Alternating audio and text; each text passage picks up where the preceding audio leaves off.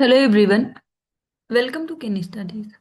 आज है 27 नवंबर और आज की डेट में हम जिन टॉपिक्स को कवर करेंगे वो टॉपिक्स हैं न्यूक्लियर ट्रीटीज। साथ ही हम देखेंगे हाल ही में चर्चा में रहा है जॉर्जिया कंट्री। इसके साथ ही हम देखेंगे डॉलर इंडेक्स के बारे में। देन हाईली गोबी के बारे में देखेंगे।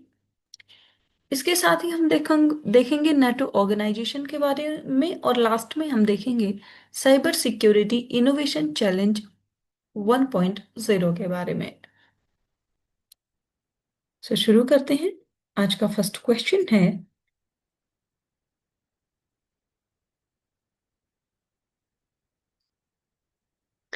Consider the following statements. यहाँ पर जो परमाणु संधियां हैं उससे संबंधित कुछ कथन दिए गए हैं जिन पर आपको विचार करना है। फर्स्ट स्टेटमेंट है non proliferation treaty prevents non nuclear weapon states from developing nuclear weapons. And second, International Atomic Energy Agency mainly focuses on promoting disarmament negotiations among nuclear powers. And third statement is Comprehensive Nuclear Test Ban Treaty या जिसको हम CTBT के नाम से जानते हैं, it bans the development of civilian nuclear power plants globally. और यहाँ पर आपसे करेक्ट स्टेटमेंट्स पूछे जा रहे हैं। आपको बताना है इन ट्रीटीज से संबंधित यहाँ पर कौन से ऐसे स्टेटमेंट्स हैं जो कि करेक्ट हैं।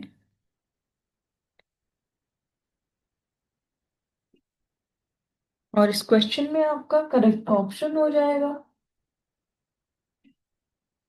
Option A. यहाँ पर केवल फर्स्ट स्टेटमेंट आपका करेक्ट है जबकि सेकंड और थर्ड इनकरेक्ट है। जो सेकंड स्टेटमेंट है IAEA वो प्राइमरली डिसआर्मामेंट नेगोशिएशन फोरम नहीं है।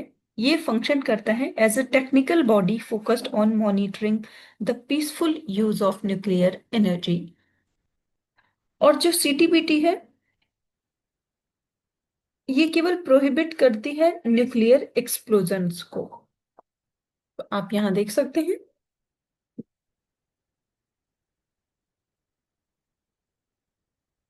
The Non-Proliferation Treaty is a key international treaty aimed at preventing the spread of nuclear weapons and weapons technology. ये लीगली बाइंड करती है नॉन न्यूक्लियर वेपन स्टेट्स को to refrain from developing और acquiring nuclear weapons while promoting peaceful uses of nuclear energy and encouraging disarmament efforts among existing nuclear weapon states. जो ये NPT है non proliferation treaty 2025 में इसने अपना 55th anniversary celebrate किया है। इसको अप्रूव किया गया था यूनाइटेड नेशंस जनरल असेंबली के द्वारा on 12th of June 1968 and then it came into force on 5th of March 1970। ये एक मल्टीलेटरल बाइंडिंग ट्रीटी है for the nuclear weapon states. आप ध्यान रखेंगे इंडिया ने NPT को अभी तक साइन नहीं किया है। इंडिया फॉलो करता है no first use policy and is committed to global nuclear disarmament. इसके साथ ही इंटरनेशनल एटॉमिक एनर्जी एजेंसी की बात करें तो it is not primarily a disarmament negotiation forum. Instead it functions as a technical body focused on monitoring the peaceful use of nuclear energy, enforcing safeguards to prevent diversion of nuclear materials for weapons purpose. Disarmament negotiations are mainly carried out through diplomatic forums such as United Nations Conference on Disarmament. International atomic energy agency जो है ये world की central inter governmental organisation है for scientific and technical cooperation in nuclear field. यह promote करती है safe secure and peaceful use of nuclear science and technology globally. IAEA जो है इसको स्टैब्लिश किया गया था 1957 में और इसको atoms for peace and development organisation के नाम से भी जानते हैं। इसका हेडक्वार्टर है वियना, ऑस्ट्रिया में, और वर्तमान समय में इसमें जो मेंबर कंट्रीज हैं वो हैं 178। And next one is the comprehensive nuclear test ban treaty, जिसे हम सीटीबीटी के नाम से जानते हैं। So CTBT only prohibits all nuclear explosions, whether for military or peaceful purposes, and it does not ban the development of civilian nuclear power plants.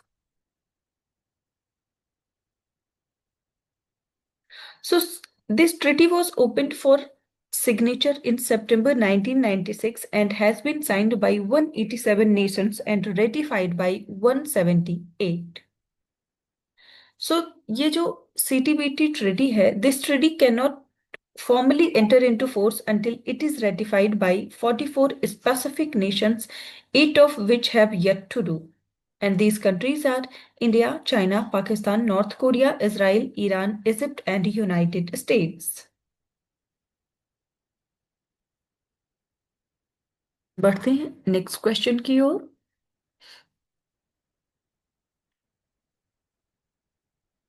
Consider the following statements regarding the geography of Georgia. So अभी हाल ही में Georgia काफी चर्चा में रहा है। आपको बताना है कि उसके भूगोल से संबंधित यहाँ जो कथन दिए गए हैं उनमें से कितने ऐसे स्टेटमेंट्स हैं जो कि करेक्ट हैं। सो यहाँ पर आपका फर्स्ट स्टेटमेंट है the greater Caucasus Mountains dominate the northern terrain of the country. Second, Mount Shakara is the highest peak in the country. And third, the Rioni and Inguri rivers flow into the Caspian Sea. को बताना है Georgia के भूगोल से संबंधित यहाँ पर कितने ऐसे स्टेटमेंट्स हैं जो कि करेक्ट हैं।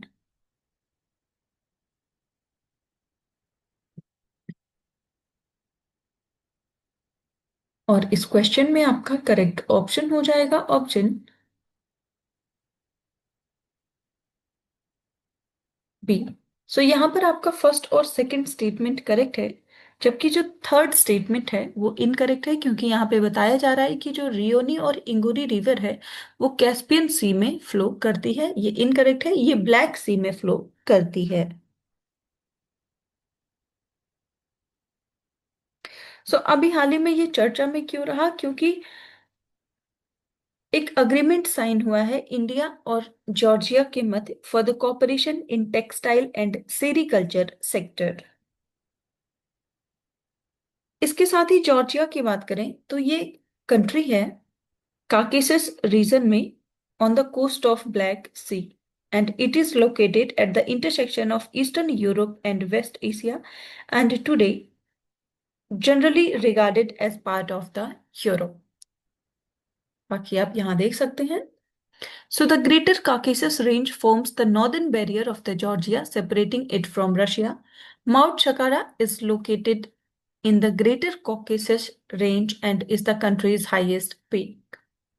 और जो मेजर रिवर्स है जॉर्जिया की, including Rioni and Inguri, they flow westward into the Black Sea, not eastward into Caspian. So the watershed of the Likhi Range divides the country into western and eastern halves.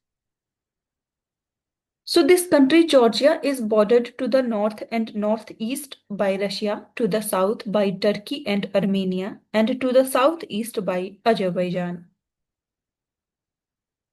Georgia की जो capital है वो है तिबिलिसी और यहाँ की official language है Georgian.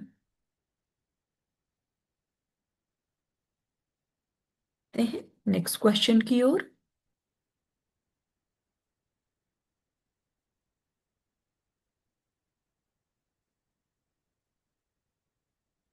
Which of the following statements are correct in respect of dollar index? यहाँ पर डॉलर इंडेक्स से संबंधित कुछ कथन दिए गए हैं जिन पर आपको विचार करना है। फर्स्ट स्टेटमेंट है the DXY measures the value of the US dollar against a basket of 6 major currencies. And second, the rising DXY indicates the US dollar is strengthening relative to the basket. And third, the DXY includes the Chinese yuan as one of its component currencies.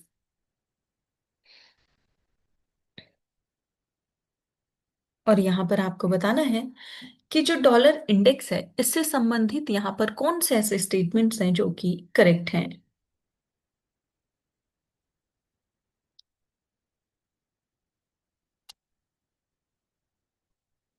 इस question में आपका correct option हो जाएगा option A. सो यहाँ पर आपका first और second statement correct है जबकि थर्ड इनकरेक्ट है, क्योंकि जो चाइनीज युआन है ये इसमें ऐड नहीं है।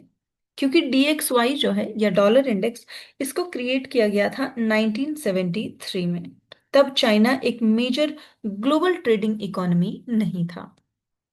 बाकी आप देख सकते हैं the DXY compares the US dollar with 6 currencies. इनमें शामिल है euro, yen, pound, Canadian dollar, Swedish krona and Swiss franc. So it reflects how strong or weak the dollar is overall, not against a single currency. And the euro has the largest weight, making it the most influential currency in the index. So this index is widely used by traders, economists, and markets to gauge broad dollar performance. When the DXY goes up, it means the dollar can buy more of the basket currencies, and a rising DXY usually signals higher demand for the dollar in the global markets. It may occur due to higher US interest rates, safe haven demand, or strong US economic data.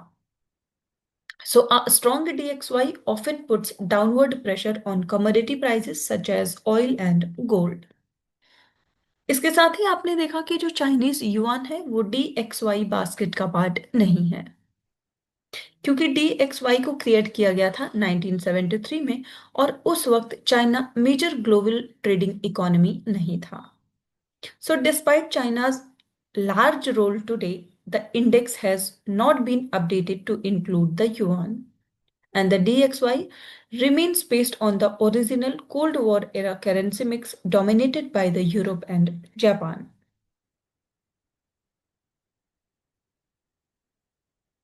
बढ़ते हैं next question की ओर।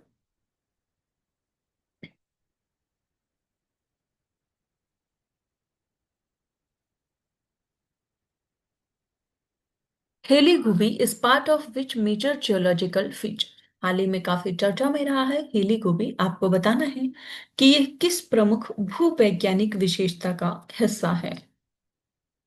आपके options हैं atlas mountains, Congo basin, अफार rift और east African rift system, या फिर सहारा shield.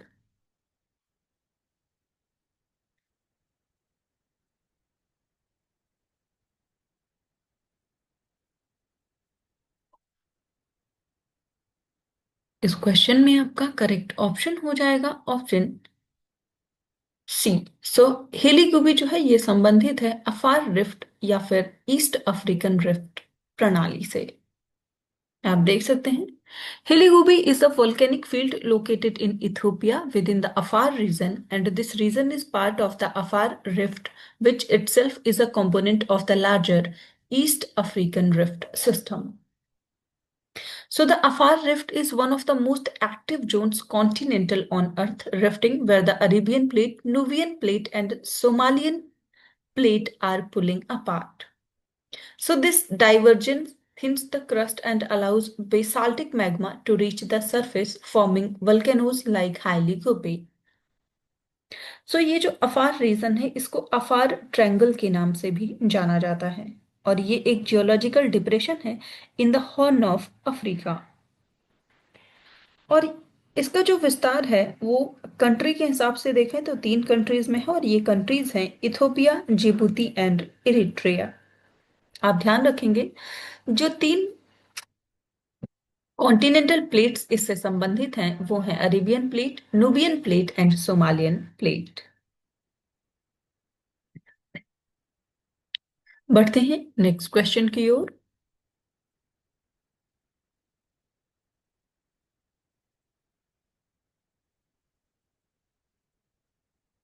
Consider the following statements regarding NATO.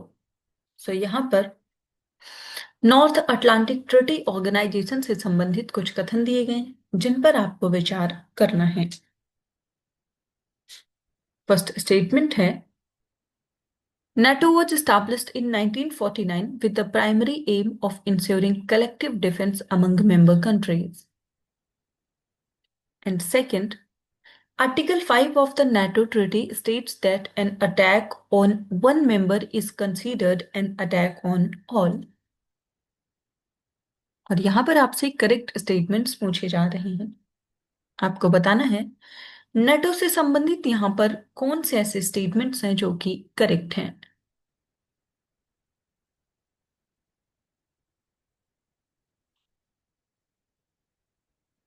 और इस क्वेश्चन में आपका करेक्ट ऑप्शन हो जाएगा ऑप्शन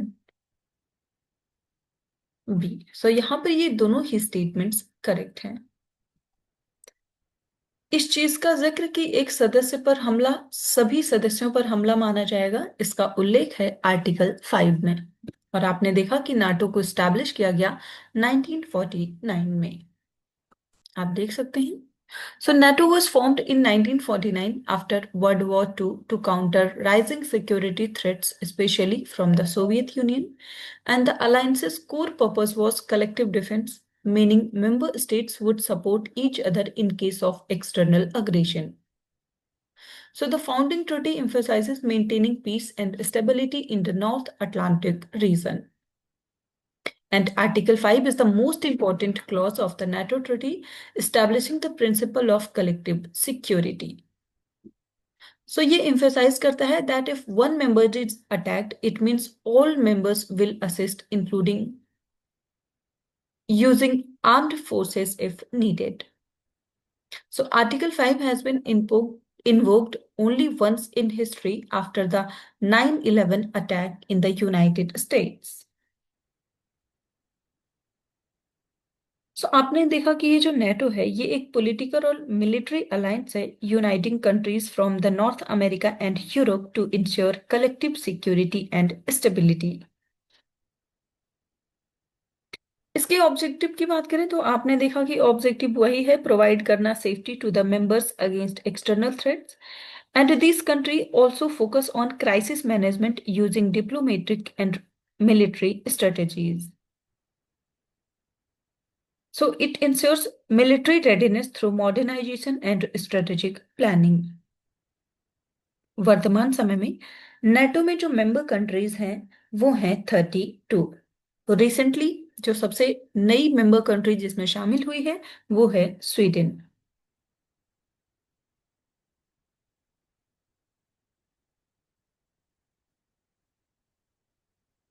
बढ़ते हैं नेक्स्ट क्वेश्चन की ओर। The Cyber Security Innovation Challenge 1.0 was launched by which ministry? यहां पर आपसे पूछा जा रहा है साइबर सुरक्षा नवाचार चुनौती 1.0 जो है यह किस मंत्रालय के द्वारा शुरू की गई है। आपके ऑप्शंस हैं ministry of home affairs, ministry of electronics and information technology, ministry of defence या फिर मिनिस्ट्री ऑफ एजुकेशन।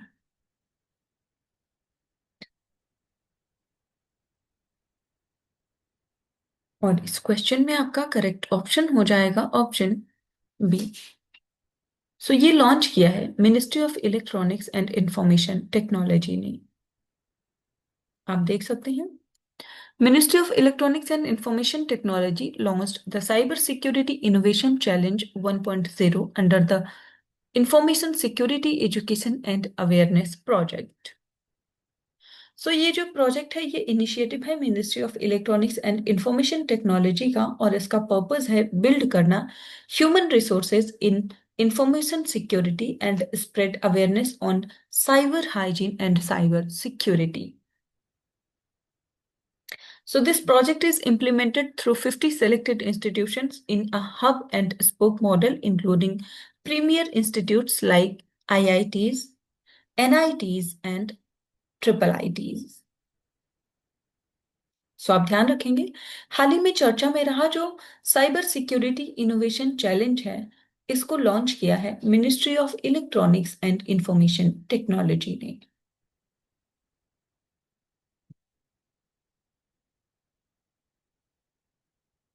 तो आज के करंट अफेयर सेशन में इतना ही। Thank you for watching. Do like share and subscribe.